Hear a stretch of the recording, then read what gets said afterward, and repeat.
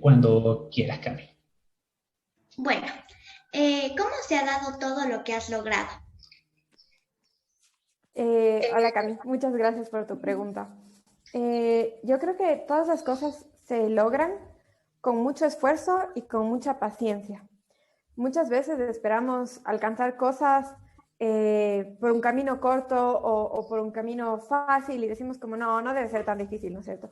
Pero en realidad yo creo que las cosas que yo he hecho han sido el resultado de muchos pequeños pasitos que he ido dando en mi vida y de mucho esfuerzo, no solo mío, sino también de la gente que ha estado conmigo, sobre todo de mi familia, de mis papás, de mis hermanos y también de mis profesores. Y también dentro de las personas que a uno le empujan mucho a hacer las cosas, también es la gente que no cree en nosotros.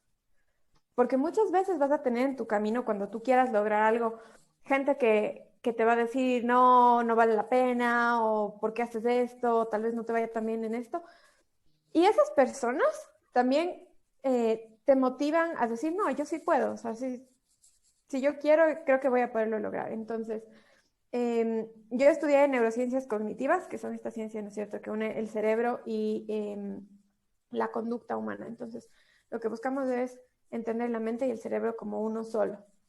Y en neurociencias cognitivas, en verdad, no hay muchas personas que hagan neurociencias cognitivas aquí en el país, porque nuestro país no se dedica tanto a la investigación. Entonces, cuando yo decidí hacer neurociencias cognitivas, eh, me acuerdo que mi papi lo primero que me preguntó es, ¿y qué es eso?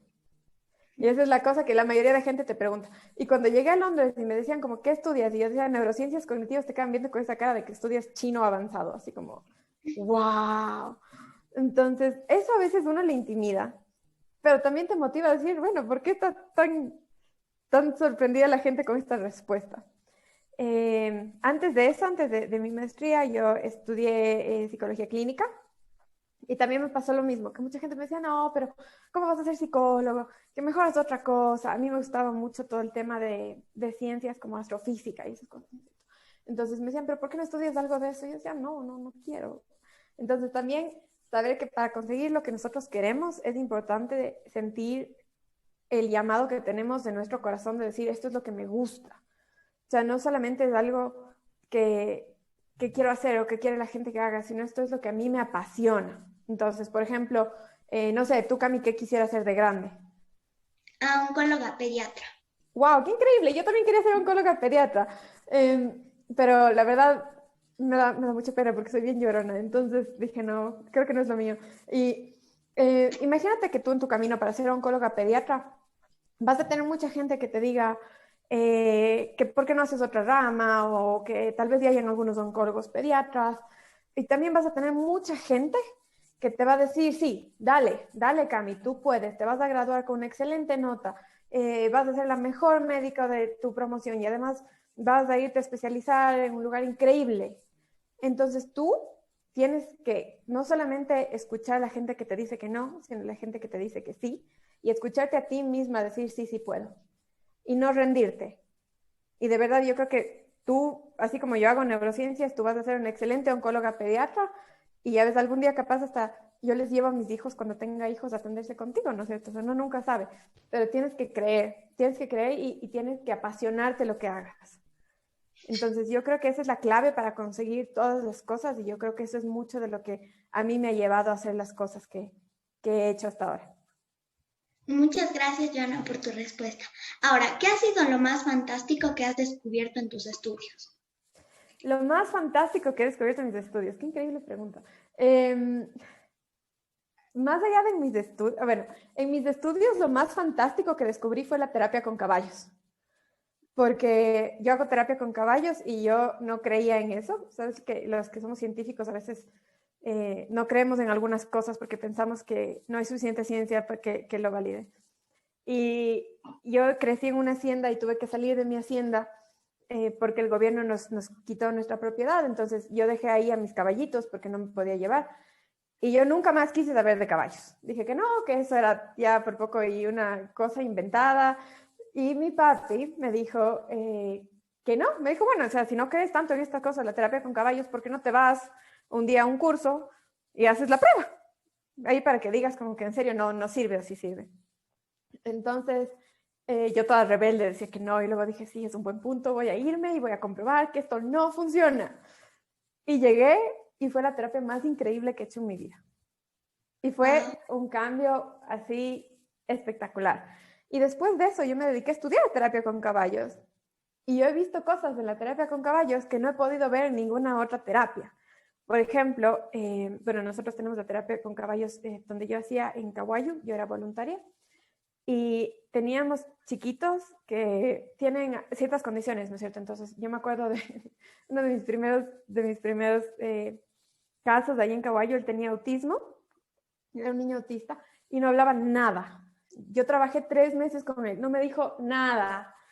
Y yo decía como, bueno, ya, o sea, ya no puedo hacer más, yo ya no sé, o sea, cómo llegar a este niño. Y lo más increíble que me pasó fue que el último día de la terapia, él se bajó del caballo, le abrazó al caballo y le dijo, tú eres mi mejor amigo.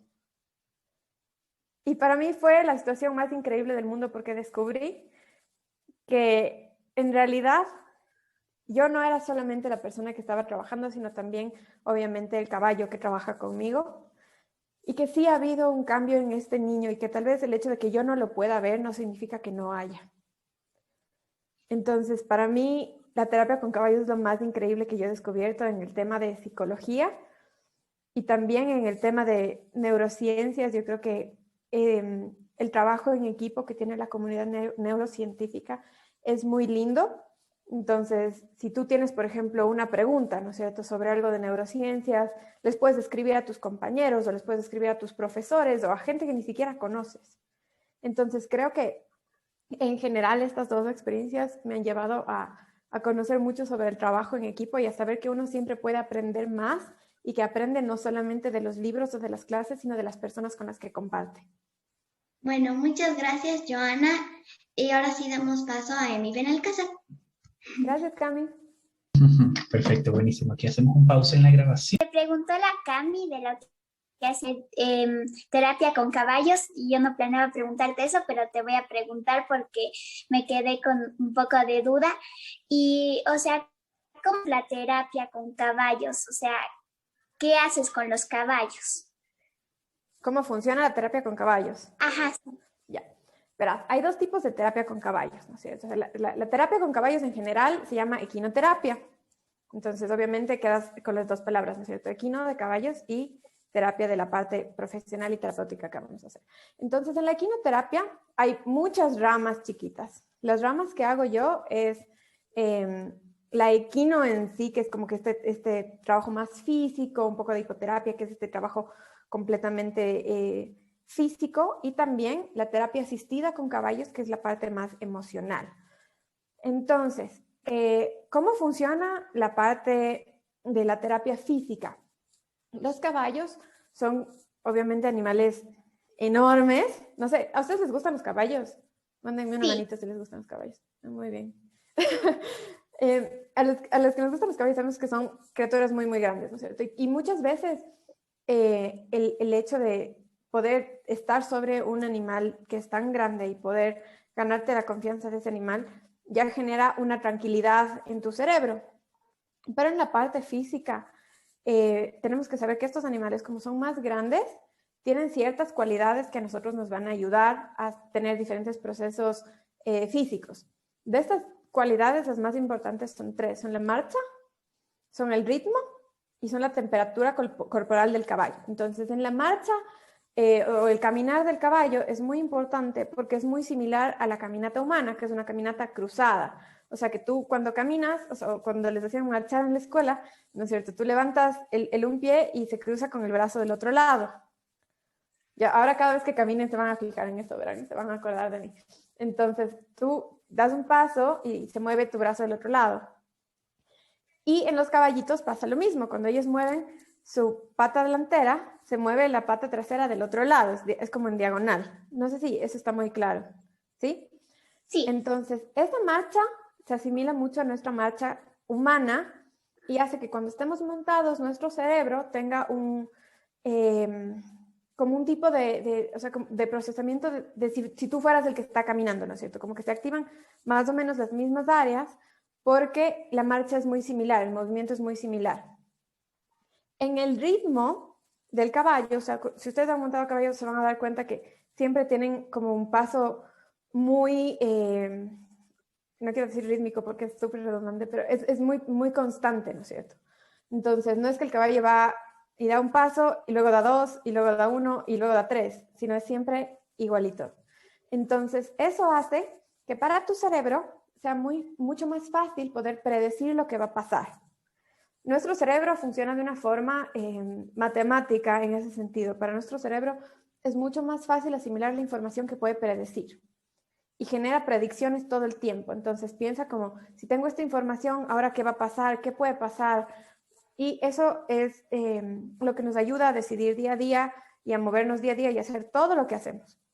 Entonces, cuando estamos en el caballo, este movimiento constante hace que sea más fácil para nuestro cerebro procesar lo que está pasando, lo que va a pasar, y nos ayuda a enfocarnos en otras cosas. Por ejemplo, cuando trabajamos con déficit de atención, en que si tengo que armar este rompecabezas o si tengo algún problema de lenguaje, enfocarme en cómo tengo que cantar esta canción, o si tengo algún problema de memoria, enfocarme en lo que me están contando para poder repetir después.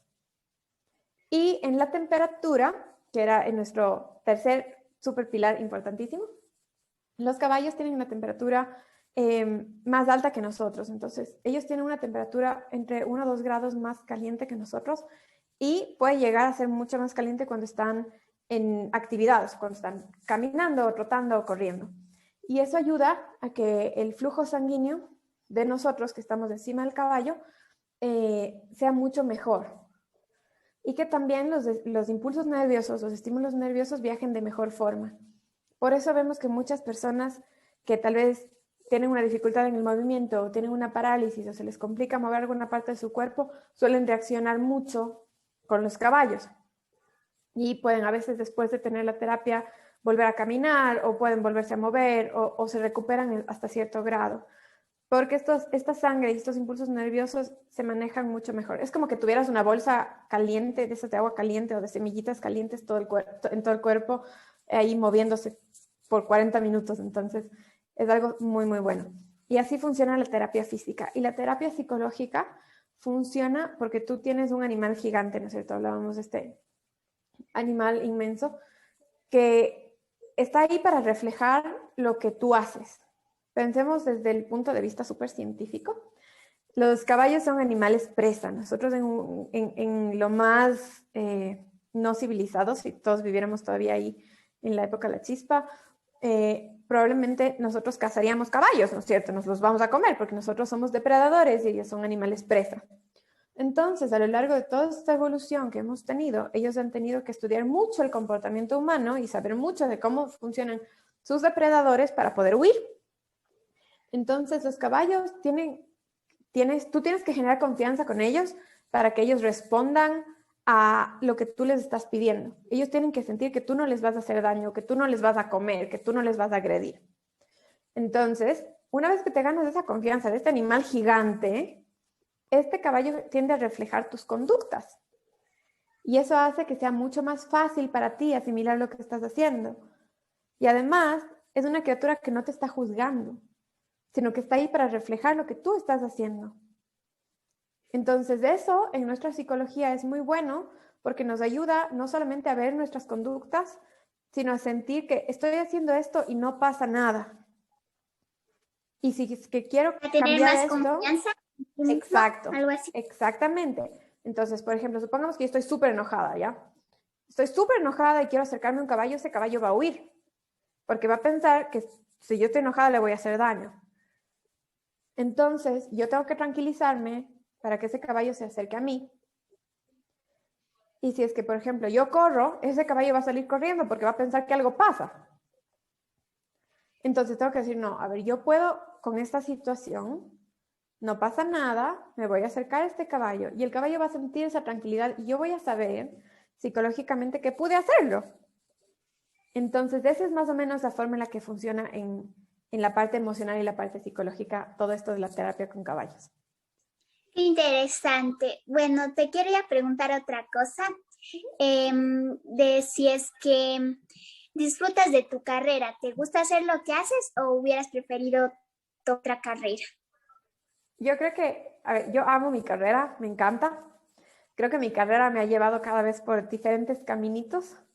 Por ejemplo, a mí me encanta psicología, pero cuando yo me gradué, pude trabajar en una escuela, igual como psicóloga de una escuela, y para mí fue lo máximo. Y ahí descubrí cuánto me gusta la educación. Y después de eso, de descubrir cuánto me gusta la educación, fue muy chistoso porque la vida te lleva por los caminos indicados. Yo todas mis prácticas de toda la universidad hice en escuelas.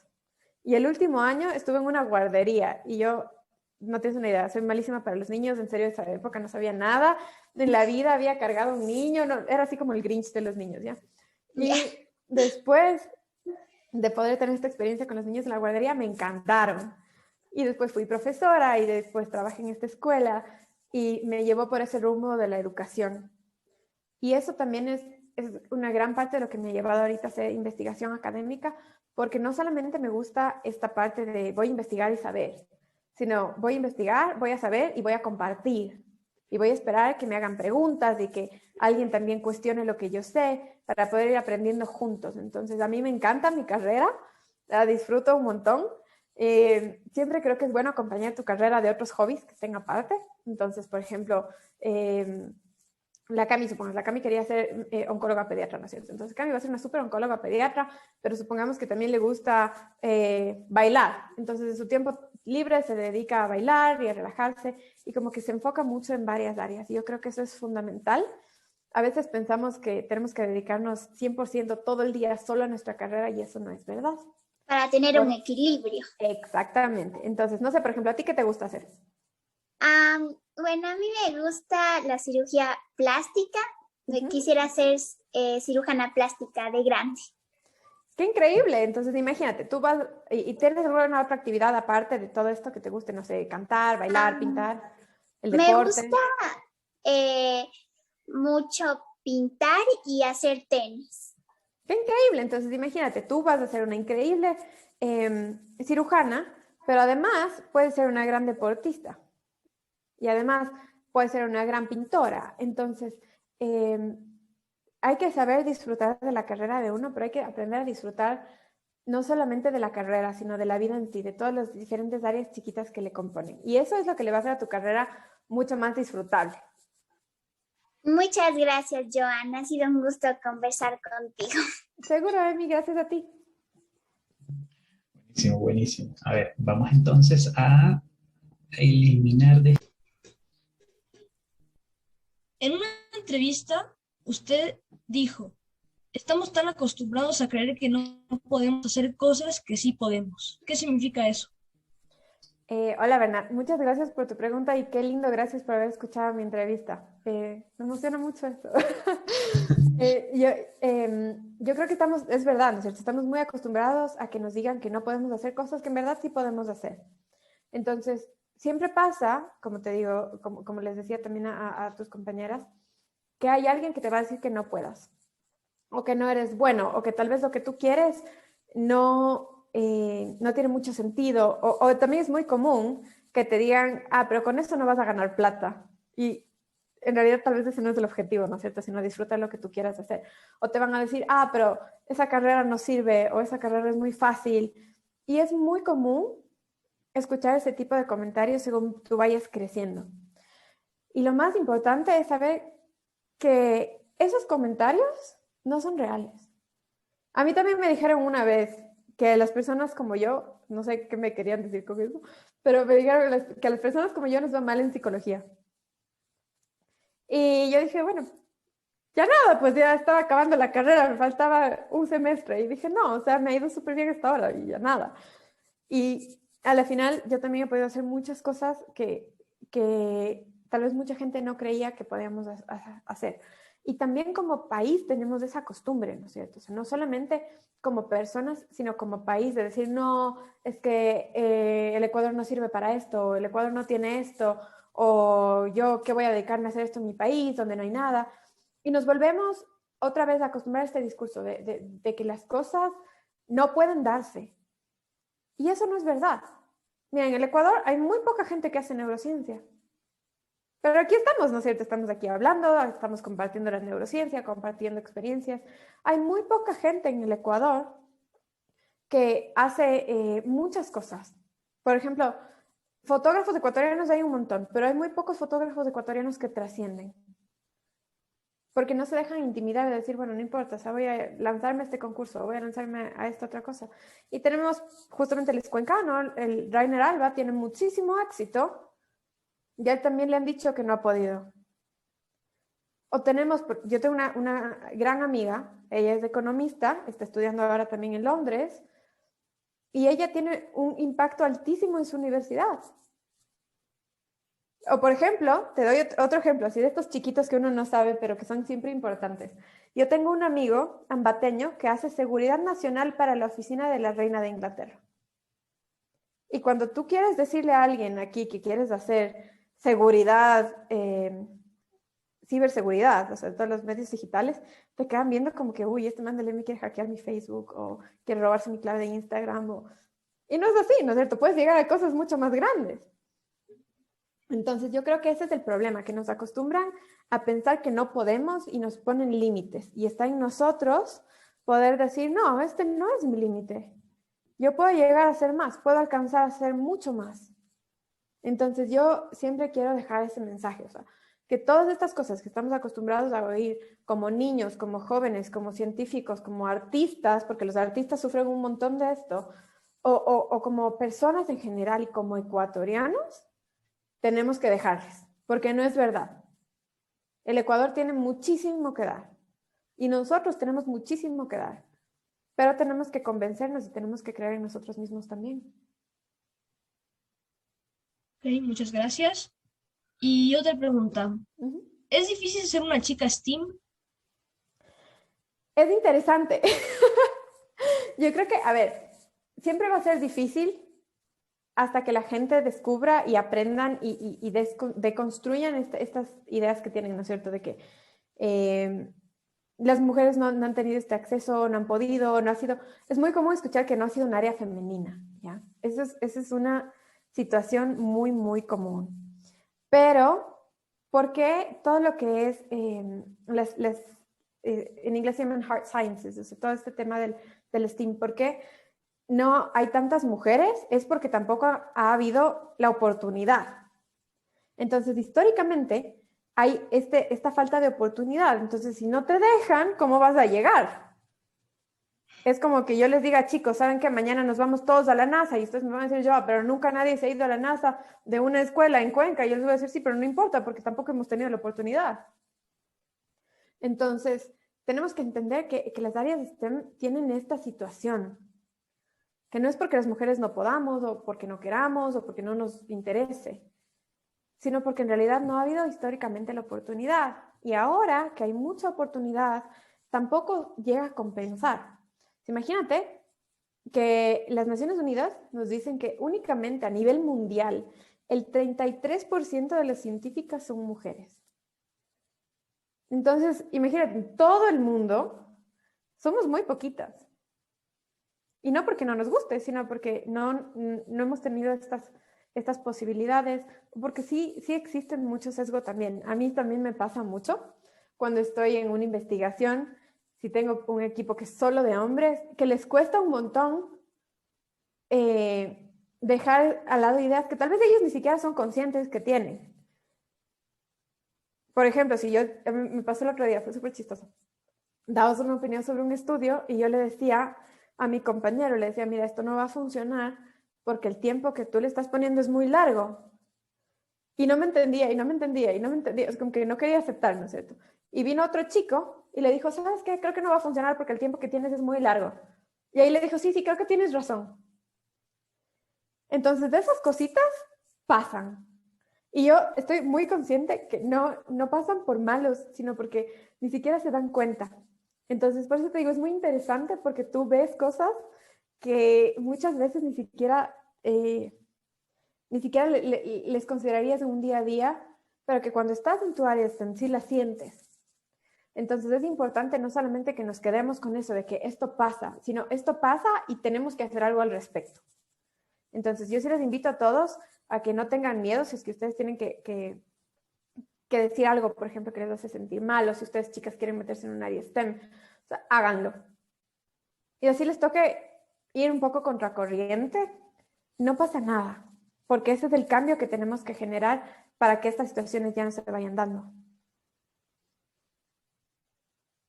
Ok, muchas gracias por tu atención. Gracias a ti. Listo, buenísimo. El Bernat allí ya superó sus miedos, ¿cierto, Bernat? Listo, superadísimo. Ya. ¿Qué hacías y qué pensabas cuando tenías 9 años? Hola, Ana Mari. Cuando tenía 9 años, a ver, déjame pienso. Cuando tenía 9 años, me gustaban mucho los caballos y también me gustaba mucho la música y yo quería ser cantante. Y eso pensaba cuando tenía 9 años, que yo tenía que ser cantante.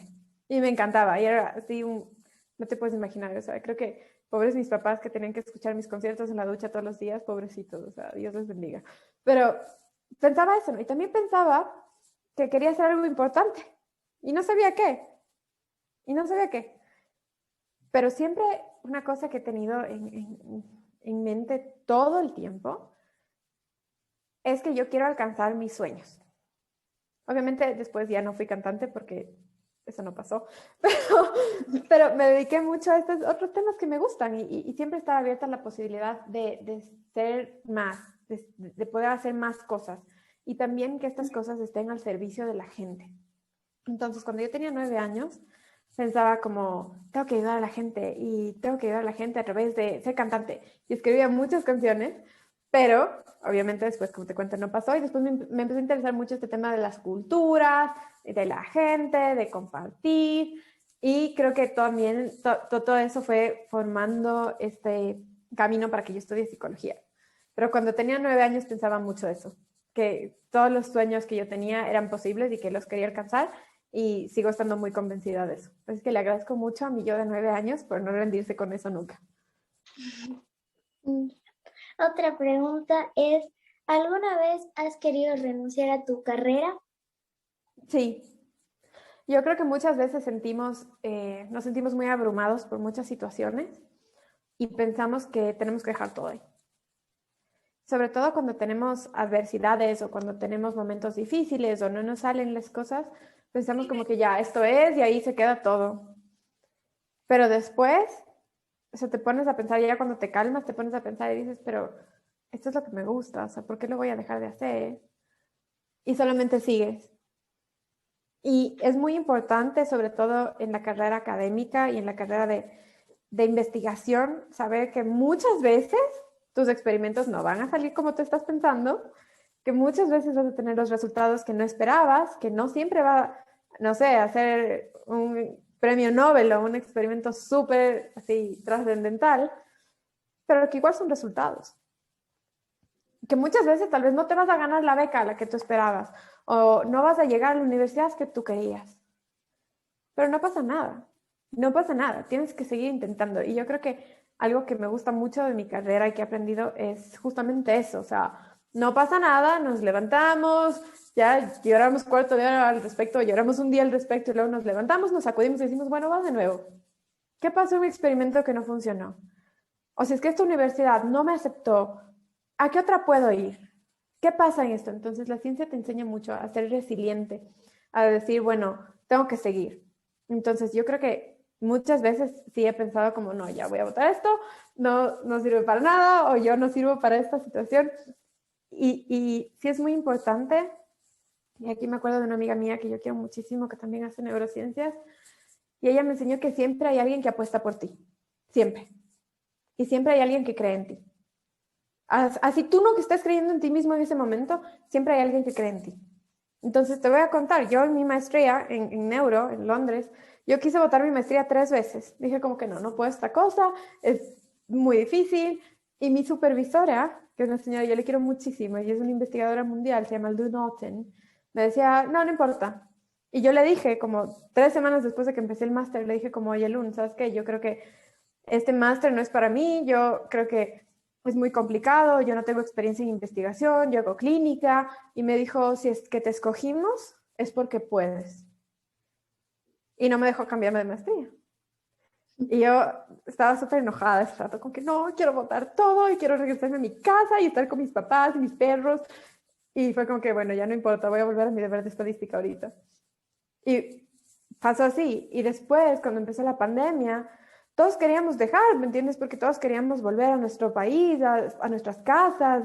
Ya me decía como que no, dale, tú puedes. Tú vas a pasar todo esto, vamos. Yo no me creía capaz. Porque decía, esto es mucho, de verdad. O sea, el nivel de neuro que ellos veían era una cosa que yo no tenía idea. Y decía como, no, no sé. Y ella me decía, no, tú puedes. Tienes que hacer tu experimento, tienes que hacer tu investigación.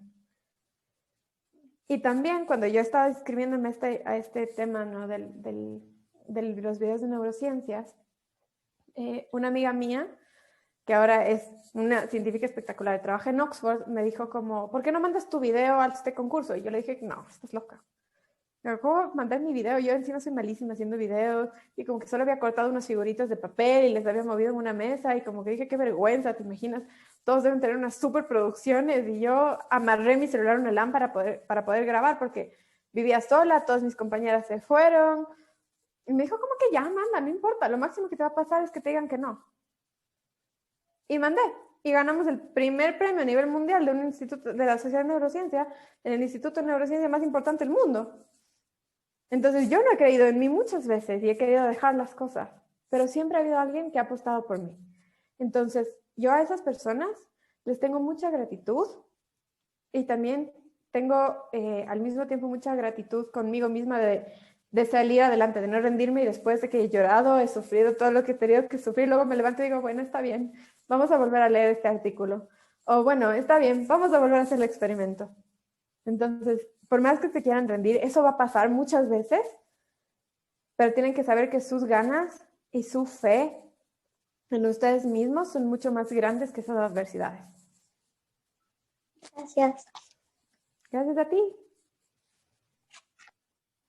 A ver, buenísimo, perfecto. Entonces, las últimas dos preguntas serían de Ana Clara, que Ana Mari es la más chiquitita de este grupo, ahí le viste. A ver, vamos pues. Hola, Joana. Hola, Ana Clara, ¿cómo estás? Gracias por estar aquí.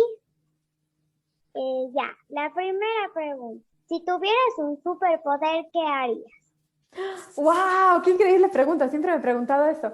Ay, siempre quiero todos los superpoderes del mundo. Si tuviera un superpoder, a ver, te voy a responder esta pregunta de dos formas, ¿ya? La que es en serio y la que no es tan en serio. La que no es tan en serio, si tuviera un superpoder, me encantaría poder teletransportarme, porque me encanta viajar. Entonces me encantaría estar en diferentes lugares muy rápido y poder conocer a mucha gente, y muchos amigos y muchos lugares. Y me encantaría obviamente poder solamente decir, ay, quiero irme a Disney hoy y llegar a Disney. Entonces esa es mi respuesta, no tan en serio. Pero si tuviera un superpoder de verdad,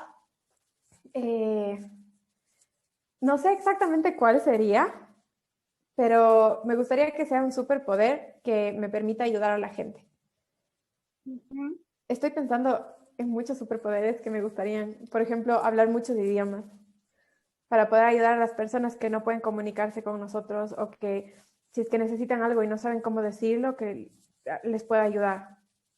O tal vez me gustaría tener el superpoder de curar a la gente que está enferma, ¿no es cierto? Para poderles ayudar. Pero creo que más allá de cuál sea el superpoder, me gustaría poder ayudar a la gente. Porque las personas que hacemos ciencia, buscamos no solamente, como les decía, hacer ciencia y ya, sino hacer una ciencia que sirva.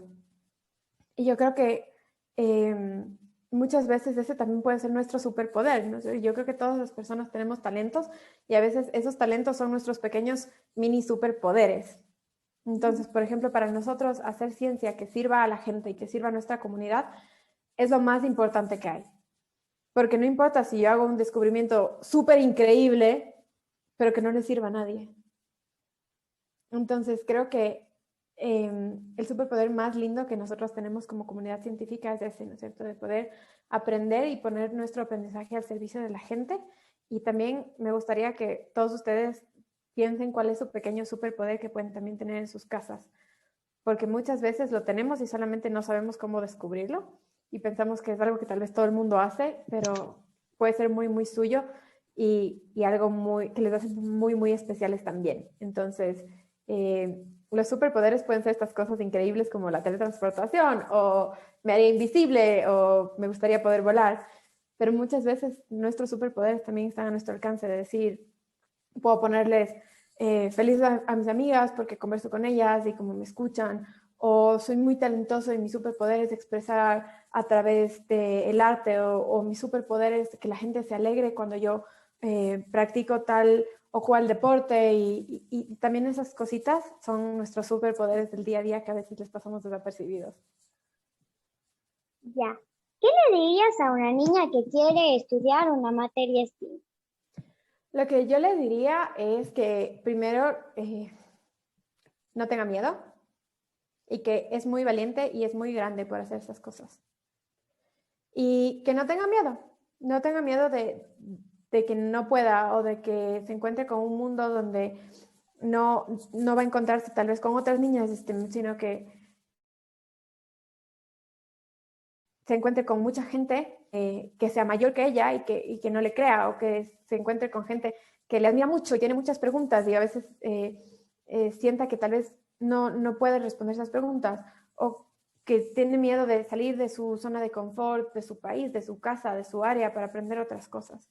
Entonces, lo primero que yo le diría es no tengas miedo, porque está bien y puedes hacerlo. Y si es que algún día tienes miedo, no pasa nada.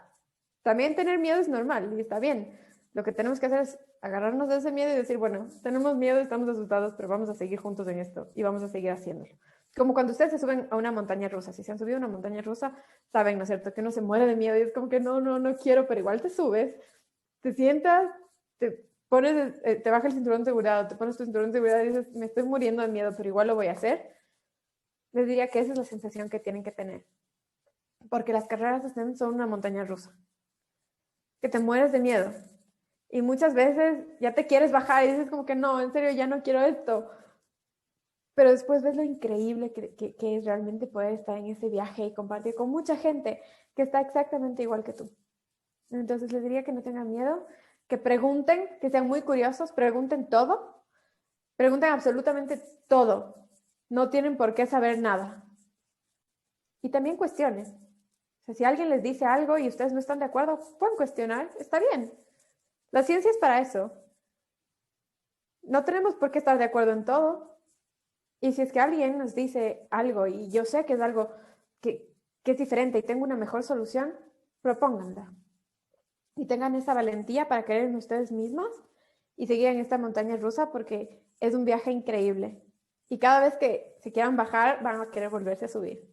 Y van a decir, ahí vamos otra vez, no pasa nada.